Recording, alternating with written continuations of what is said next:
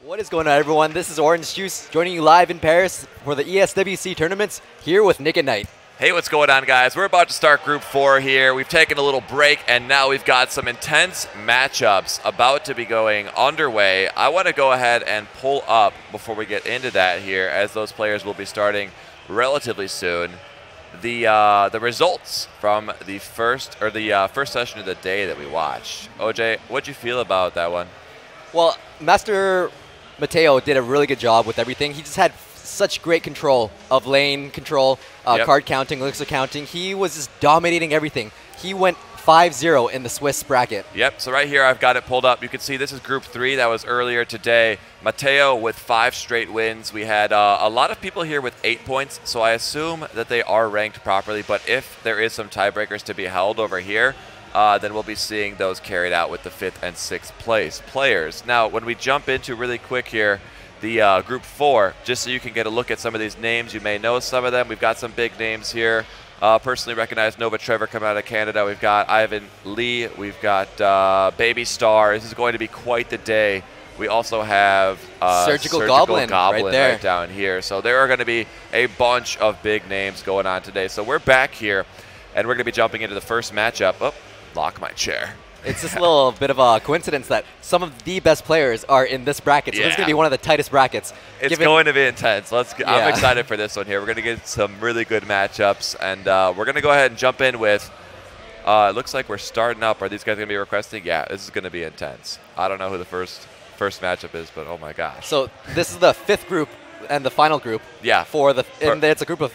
4th group. The 4th and final group of 32 players. And the top 4 of each group is going to be facing off tomorrow for top 6. It's a 16 bracket player. Yeah, so tomorrow we're taking the best of the best, 4 players from the first 3 groups. This is the 4th group right now. They're all going to be facing off in a bracket format, and then they're going to be whittling down to the top 4. $10,000 prize divided amongst the top 4, which we will talk about in a little bit here. We got Ram and Ivan. Let's see how this one plays out. It's going to be a very intense match. He's going in with the Princess in the back. And then a Lava Hound right already in the beginning. This is going to be a very intense match. Princess doing princess things. That's exactly right. Okay, let's see how this one plays out here.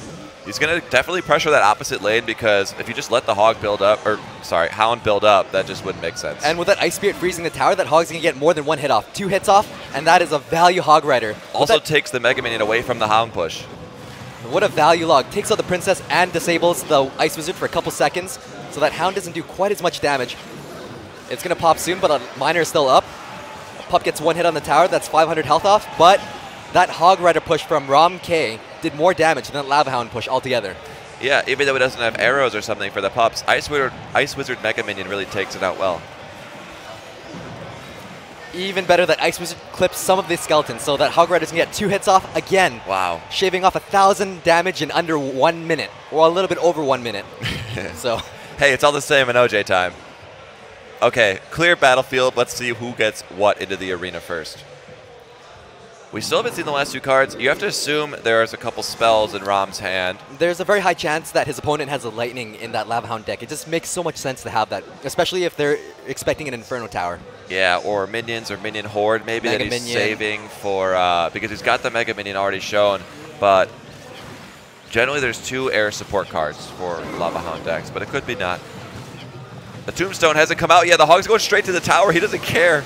He drops the Lightning. That Hog is going to get demolished that tower right there with no Tombstone in play. It's going to get 1 more hit, takes down the tower. Lava Hound doesn't do much damage, but the Miner comes in to support the Lava Pups right now. I think they're just going to trade towers there, yep. That was a very aggressive push on both of their parts. Oops, and well played. Princess Ice Wizard just to make sure the King Tower is safe. Now it's a different game. Now we can see the Hound be deployed on to Ram's side. But Ivan elects to put it on his side a little bit closer up. It's kind of interesting because if he can cycle back to the Lava Hound, he can have the Lava Hound tank for the Lava Pups. Yeah, we saw that last round, or last group. That was pretty crazy. It's like the ultimate tank. Ice Wizard in the back, slowing things down. He has 35% slow right there, so the Lava Hound's not doing any damage at all to the tower. But that Miner comes in to support the Lava Pups that are just going to pop right now. Will we see, oh no, I was going to say, will we see arrows trying to clip Skeleton Army and Princess, but just the log. That Hog Rider just keeps bypassing everything. Gets the Tombstone, doesn't do quite as much damage. Even the Mega Minion hitting the tower or the Hog Rider, that Hog Rider still got one strike off, and he's slowly chipping away with that Hog Rider, but the pups just popped. I gotta assume that the Hog deck has like a lightning spell or something that he can't justify using because he's only seeing the Mega Minion or the Rocket or something like that, because if it was arrows, he'd be throwing it at the Hound. If it was Zap, he'd be zapping the pups. Yeah, there we go. So we got the log. Is it log Rocket? If it is, he's getting close. There is a very high chance there could be a Rocket in this deck just because the tower hasn't been justified. Yeah, there's been no reason yet. Okay, this is a good push here. Oh. Lightning on the Hog Rider. Oh, the log missed that Hog Rider, I think. That was a very expensive log mistake. Let's see if there's a Rocket. Oh, there maybe. is a Rocket. Oh, man. That is your 11th prediction for today. You need to collaborate with me to make an OJ video on how to predict these decks, because there's actually a really complicated thought process when you're kind of thinking about that. Yeah, I'm kind of just thinking out loud, but I don't say, obviously, everything going through my head, but it's just, you know, kind of going through the situations like, would I have thrown this or this? And then you have to look if it was like a Lightning or Rocket and it's not justifiable. Maybe if you had some other air support with the Hound, it would have came out earlier in the match, but pretty interesting stuff. Yeah, just like the way they're playing these certain cards, and it just kind of all adds up together, and that's your 11th prediction. You haven't done anything wrong. Better than me. All right, so that was the first one. They're just kind of building up their decks right now. Yeah. And I believe the loser has to change to the second deck. Is that right? I don't know. I know that they only have 2 decks. So. Okay, yeah. Yeah, we've been seeing some subtle and dramatic variations. So they're about to start the match. We're going to put that onto the screen.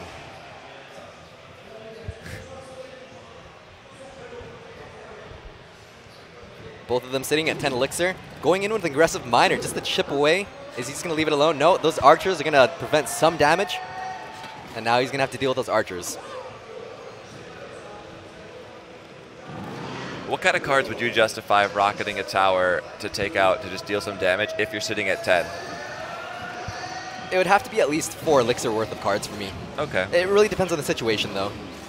The tower health, your opponent's hand, and everything. And that Princess right there is just so much value taking out the pups. Despite him having an Inferno Tower, that Lightning just took it out so fast. So we've seen both players change, right? Yeah. Interesting here. The Miner control instead of the Hog Rider. We don't know all of it, but that's what it looks like. Yeah. So the Tombstone is out of rotation. So Rom could play a Hog Rider if he has it right now. Nice skeletons. Just value kiting right there, pulling the Mega Minion for 1 elixir. It's almost just sad watching it just slowly try to look at the skeletons as it goes across the arena. So futile. Yeah.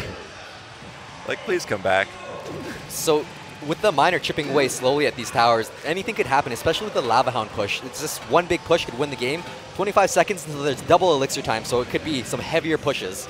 And we've seen that placement on the Inferno before in the last couple days here. It tanks for the pups quite well after it takes down the Lava Hound. If it was in a different spot right now, the pups could have been on the tower while the Mega Minion was dealing with that Miner. Just look at how far the pups had to travel before it could reach the Mega Minion. So that was a very calculated plant on the Inferno Tower just to tank everything.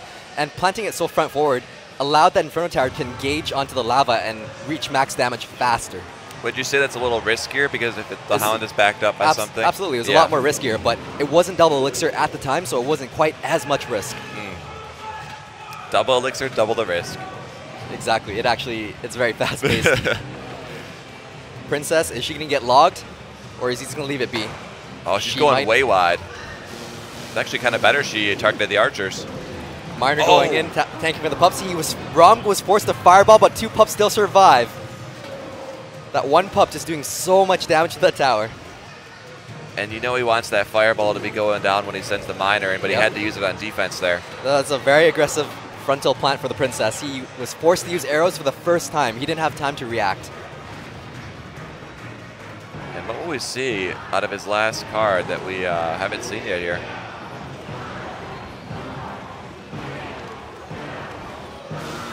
Oh, lightning comes raining down. The Inferno still stands. With that luck, he's got a fireball. He had to fireball those pups. Oh, the log was the last card, but he can't get it deployed to where it hits the tower. And right now, it is 346, the magic number, which is in range. All we have to do is wait for 6 elixir. Unless he loses to that tower. No, wow. That was quite a close match. And that was good. One of the biggest points in that game was when he got attacked by that miner. And he had skeletons to counter it.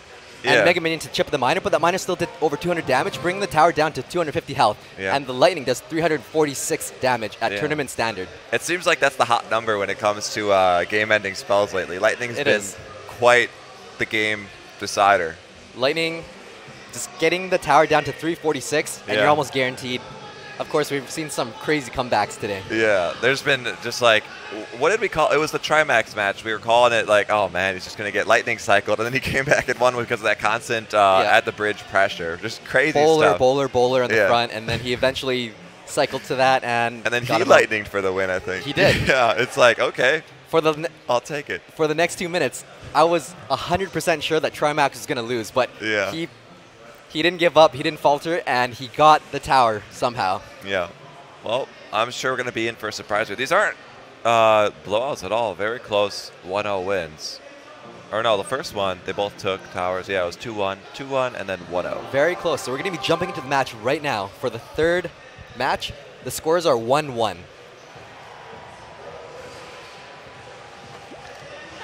Princess in the back doing princess things. It's kind of interesting how Ivan prefers to plant the Mega Minion in the middle. It makes it easier to kite with skeletons and everything else when he's not planted on the edge. Yeah, he can get very aggressive how left those skeletons are in the arena. Very aggressive. Mega Minion coming on the right side, minions on the left side with the miner to tank for 2 minions. Unfortunately, that Mega Minion does tank that 1 minion, so the tower does not suffer much damage at all. See what his answer is. A miner and Mega Minion right back. Minion Horde. Okay, every type of minion is in that deck. Fireball missed 1 minion, but that's okay because that tower is going to take it out with no sweat. Looks like Rom has been slowly chipping away. He did get that miner to deal some chip damage and then Fireball, so it's at 1700 health right now, so it could be pretty even. So he's got almost an all-air deck with the miner. We know Rom has that same deck, unless it's miraculously 1 different card, so his log's really not going to be that useful in this match here. He can push the miner, but justifying that is going to be kind of hard. Yeah, he does have the Inferno planted right there. So, once it pops, he's going to send in the miner just like that. Mega Minion. That was a good way to shut that down without having to bring his Fireball out. Now he could bring the miner Fireball back to him again, and that's going to add up to more damage. Yep, he has 3 elixir now to send in the miner right there. Perfect timing for the Mega Minion, but that miner gets countered by that Mega Minion very hard. And that log taking out that Ice Spirit, not bad. That Mega Minion, it won't make it if there's no other support. Yeah, so that's fine. Okay. As long as it's been hit at least once, then the tower can take it out. Again with that frontal. Super aggressive Inferno. Exactly. That's as far as you can put it along the wall. It actually is because of that 1 rock. Yeah. That's an expo position almost. That miner's still slowly chipping away. Those skeletons were planted a little bit too late for the miner to target the skeletons. So Ram's ideal push could be coming up right here. It's miner, Fireball, Princess, Mega Minion. That's exactly what he wants, that combo. It was perfect. Because then the Princess can splash. Oh, the minions are going to take it out. What a nice plan on the edge. The Inferno locked onto the Lava Hound instead of the minions. So that Mega Minion's going to clip away at all those pups and everything in 1 shot. He has to use the Fireball defensively. So when you see the Fireball go off defensively, Ram's defense didn't go exactly to plan. Well, more like Ivan figured out a way to master that wall Inferno. Exactly. It's a very close match right now. He's planting a bit of a more aggressive Lava Hound this time. That Princess is going to walk away.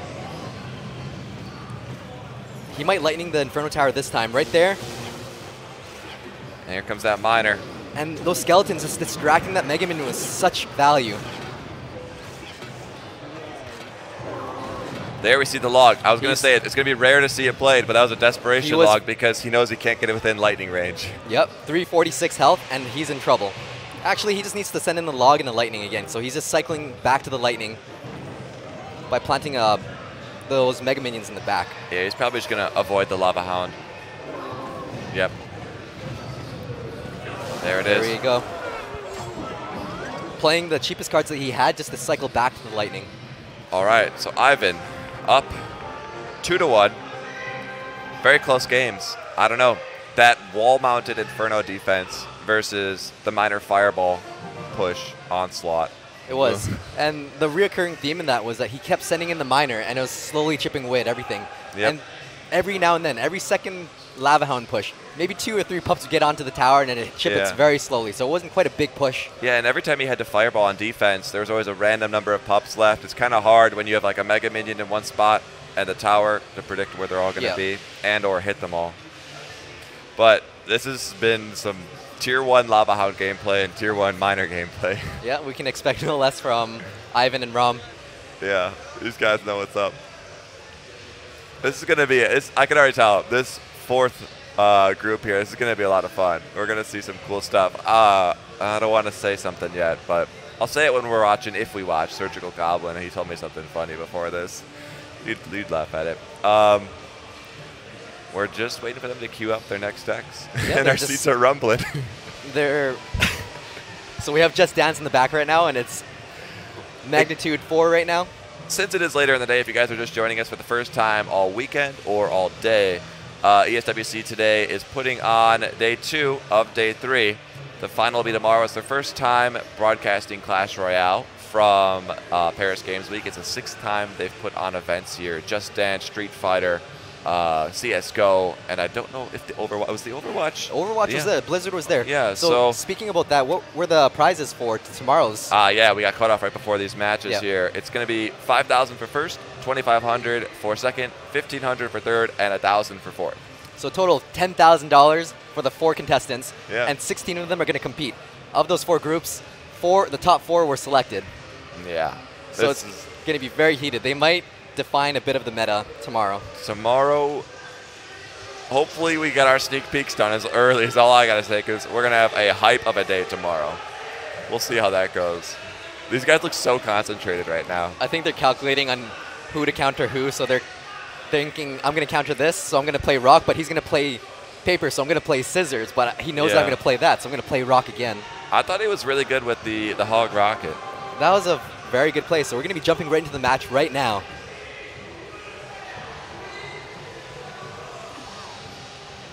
Again with the Mega Minion in the middle. How do you feel about that? I see what you're saying. It goes towards the center like a hound, but seems to be okay with it. Very interesting Lava Hound. He could play a very aggressive Inferno Tower in the middle. Looks like he might have said oops. Drops it right on the tower there. Yeah. Those pups don't have to go far once they take it out, so he has to put a Mega Minion down. This time, Rom has guards to counter the Miner. He must have been very frustrated at the Miner chip damage from the last game, so he's like, all right, I'm never letting the Miner hit me again, so I'm bringing in the guards. And that whole push with arrows, look how much damage it does, not even 100. Yep. Now they're both queuing up. Ivan will have the Lava Hound in rotation after 1 card, or 2 cards. Expo, oh, yes. Here we go. Okay, Expo. It has all the telltale signs of it. Fire Spirit's going to take out the minion horde. The log won't do much. Oh, they don't take it out. I was pumped. You could tell. But look at even with the minions sitting on it. He was forced to play minions too because the Fire Spirits did clip some of those minion hordes. So that 1 Expo locking onto the tower did over 1,000 damage. Just under 1,000 actually, but. Yeah. Within 40, so we can't blame you. Yep. I just got too excited there. So he does have 2 more cards. You got to take that pulp out.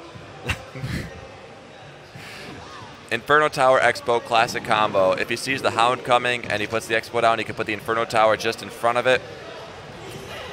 But with that situation, you don't have to because it's locked on the tower and there's no zap in the other deck. There is Lightning, which will reset it, but he doesn't have a ground troop for it to target because he has an all-air deck. I could be in trouble for that. Despite that Lightning shaving off 70% of that Expo's health, it still did 1,000 damage right there. So with the Inferno, that Lava Hound is just going to get destroyed if that Mega Minion doesn't take it out in time. Miner going in, and Rom mispredicts the guards, so that Miner does slowly chip away at it, but it's not a big deal because he's at a huge advantage right now. But there's a full-blown Mega Minion right there. Oh, no. That's as bad as having a mini-peck on your tower. 4 hits on the tower. That was insane amount of damage. I'm going to call it now. He's got a rocket. There's a high chance he's just going to let it rock right now, so... The log and rocket are pretty common in this Expo deck. I wonder if he modified it because he knows there's not much to log. Yeah, and... It could very well be a fireball as well. There could be a chance. You might be right on that where there's a log, but he's playing an all-air deck, so the only thing that he can log is the miner. Fireball comes right out. There. And with that Expo targeting the tower, there's no chance for Ivan to come back from there. Rom takes the win for the second round, so the scores are going to be 2-2 now. What a way to start Group 4. Yeah. 2-2, and we've seen Hog Rocket. We've seen Expo Fireball, some miner control, and a lot of Lava Hounds. Yeah, we've basically seen most of the categories in this one match just right now. You could say Ivan is Houndini. I guess so. You can tell we haven't slept much last night, so we're going to go ahead and jump into the next one in just a few here. What do you think they're bringing out for Game 5? I'd like to see the Hog Rider again. Yeah. That was just such great value with making his opponent on his rotation. So he knew what cards his opponent had and knew when to play the Hog Rider. I'd say if you're worried the Expo is not leaving, add the Tombstone to your deck. Yeah. It'll distract it at least a little bit. And maybe take out minions or minion horde, because that's a lot of overkill air.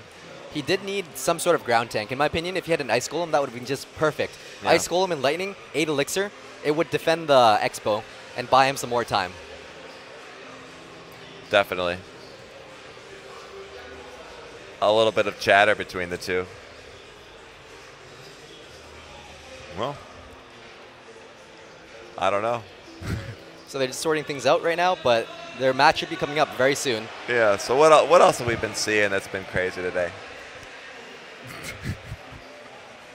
I haven't seen enough Rockets today. I love Rocket, and I remember when the leaderboards in January were, the highest person was at 2,500, and I managed to get to 2,000 with just a Rocket. Oh. It was back when there was you could put every spell in your deck.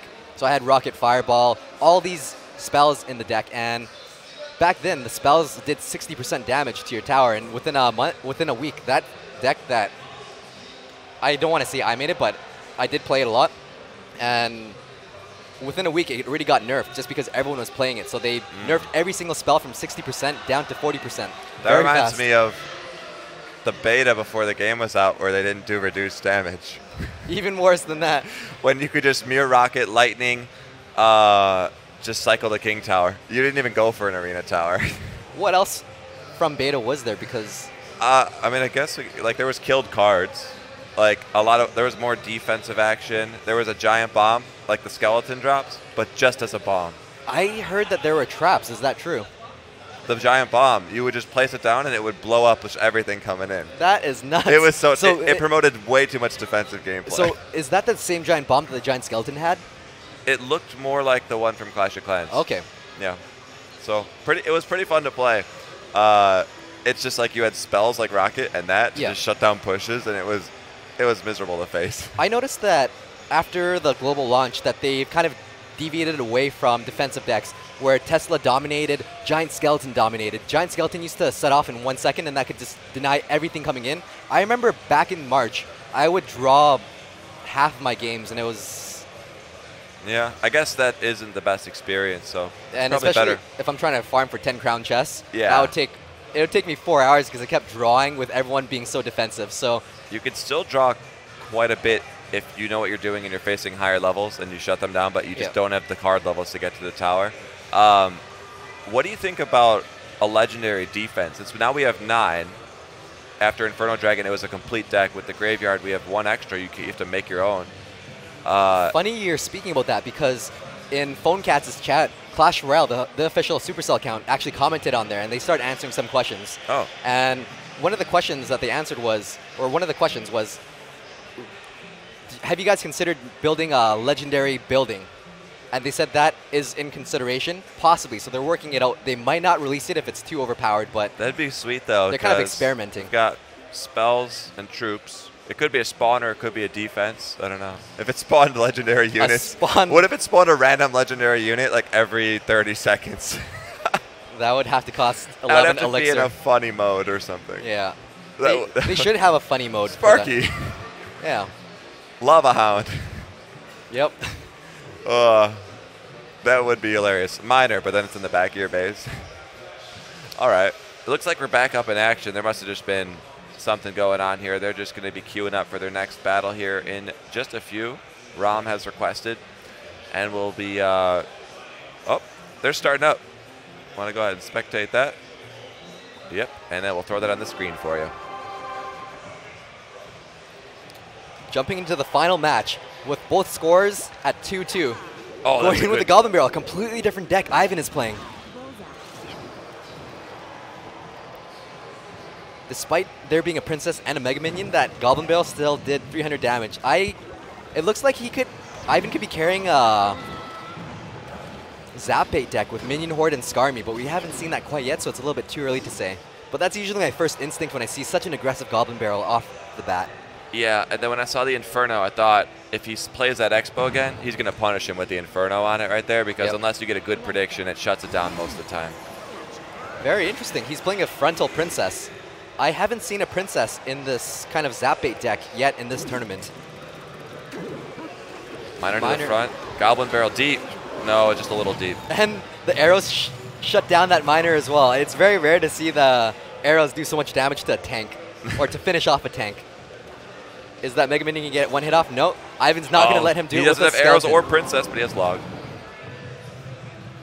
So they're both running low-cost cycle decks with Zap Bait in there. Bunch of fans on the field doing confetti things. And then there's the Princess. In the back doing Princess things. Hog Rider going in the middle. I wonder why.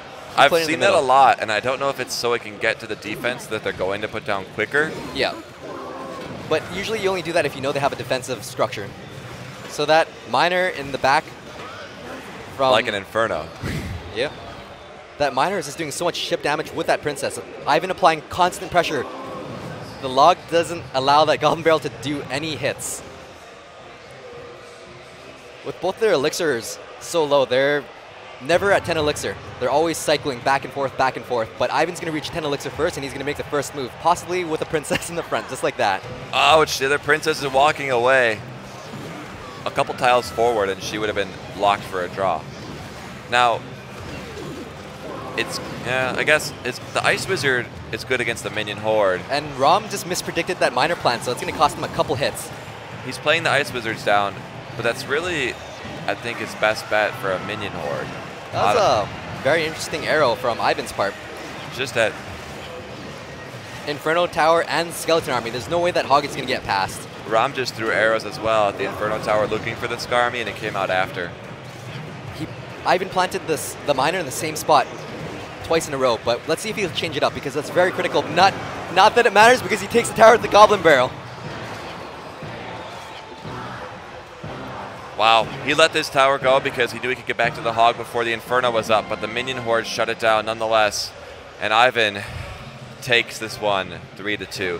That was like watching a chess match where they were looking at what the person was going to do 3 cards down the line. They weren't playing what was on the field at all. Yeah, they were just trying to out-predict each other's predictions. And are they going to play Skeleton Army? Because I need to predict the arrows, but I need to predict his arrows, so I'm going to plant down a Miner instead. Like the fact that they both dropped Princesses at the same time, it's almost like he was waiting for him to drop. It was crazy. That was... it's only going to get crazier as we get closer to Sunday. One of the biggest pivotal points in that game in the last game, was when Ivan planted down that Goblin Barrel, and it's got so much damage off because he didn't have any answers to it. And the Princess in the front did get some chip damage off, slowly but surely throughout the whole game. And then there was just a couple random things like the one Princess walking away, some things where he could have avoided using. Rom's Princess. Saving a couple cards, Well, that's going to do it for that one. That's going to be round 1. We could take a look at the other players, but we're going to be having another matchup here in just a little bit. Yep. Anything else for this one to analyze? It was pretty back and forth with their cycles. Yeah, I don't know. I liked this series in the beginning. I didn't really. The ending was just crazy cycling, but yeah, it was. The Lava Hound gameplay the Hog Rocket. In So this, Hog Rocket and Expo were the two that got through. yeah, in the last game, it was just Ivan's impenetrable Inferno Tower would not let the Hog through. And even if he tried to counter the Inferno Tower with supporting units like a Mega Minion flying across the river, Ivan would still have the Skeleton Army to take care of the Hog anyways. Yeah, we need that 6% Inferno Tower in the game, Supercell, please. Don't wait till the first. That's right. Okay, more people are going to be setting up. Looks like scores are being reported. And I think we'll be back when match 2 is underway, right? That's right. All right. So until then, guys, we'll see you for match 2 with our next contestants. Stick around for the rest of Group 4 this afternoon. Stay tuned.